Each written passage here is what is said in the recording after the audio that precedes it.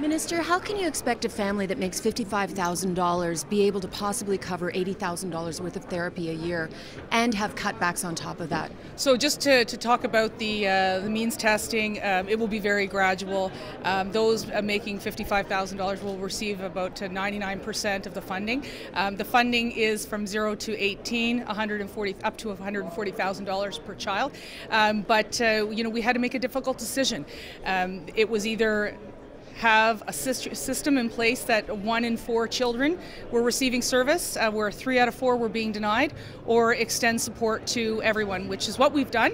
We have increased the budget from $256 million to $321 million, and on top of that we had a $100 million emergency infusion in order to continue to support But families say they'd rather be on the wait list than get the table scraps. Well, that's the problem with what the NDP's rhetoric is they're suggesting that these children with autism, the 23,000 that were on the wait list, would somehow magically get off. The sad part of this is, and this is why the driving force behind why we've gone to a direct fund model, is because those 23,000 children were virtually never going to get off that wait list. For every 1 child to get on into service, we would need 5 to 6 to move off. And so the wait lists were indefinite, and it was going to continue to ensure that 3 out of 4 children weren't getting the service that they needed, which is why we've moved to double the investment into Diagnostic Hub. It's also why we moved to a direct funding model where parents will have more flexibility and choice within that $140,000 childhood budget. Have you fudged the numbers, though? Of that 23,000, how many had already received some form of treatment? Well, they may have received private treatment, but they're on the wait list for the provincial government. This is data-driven. This is information that has been derived from my ministry officials in coordination with service providers across Ontario. And that is why when questions came up today from the New Democrats suggesting that, they admitted themselves that even some of our service providers weren't able to tell them when they were going to get off the wait list. It's because it was so indefinite. It's unconscionable that only the 3 out of 4 children with autism in Ontario were receiving no support whatsoever from their Ontario government. But now all are receiving very little. Well, everyone will receive support, and they will have. But is it enough?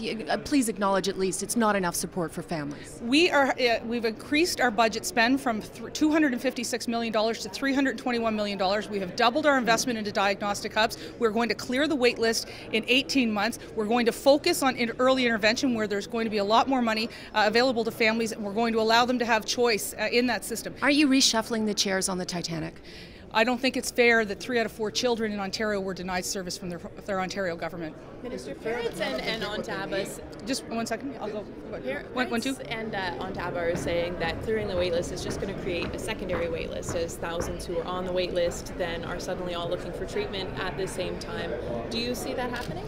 Well, look, I think that there will be a number of people that will want to go to behavioral therapy. There will be others that will want to invest in caregiver training, respite services, as well as technological aids.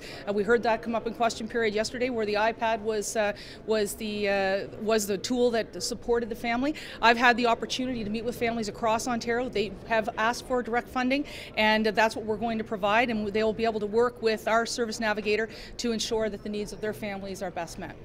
Okay, Brandy? I've got to go. Oh, bye. Is a funding increase at all in the cards if this keeps up and parents are saying we need more money for this? So I'll be very clear.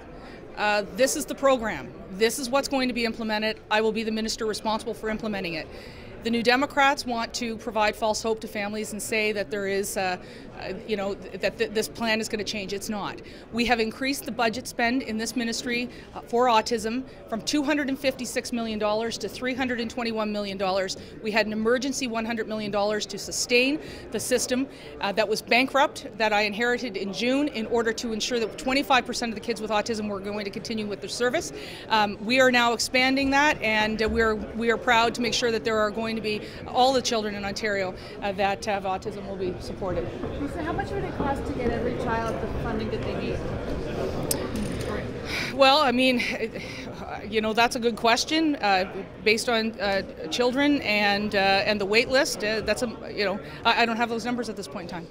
Which group actually supported it? Which group said yes, it's a good idea to give less to more?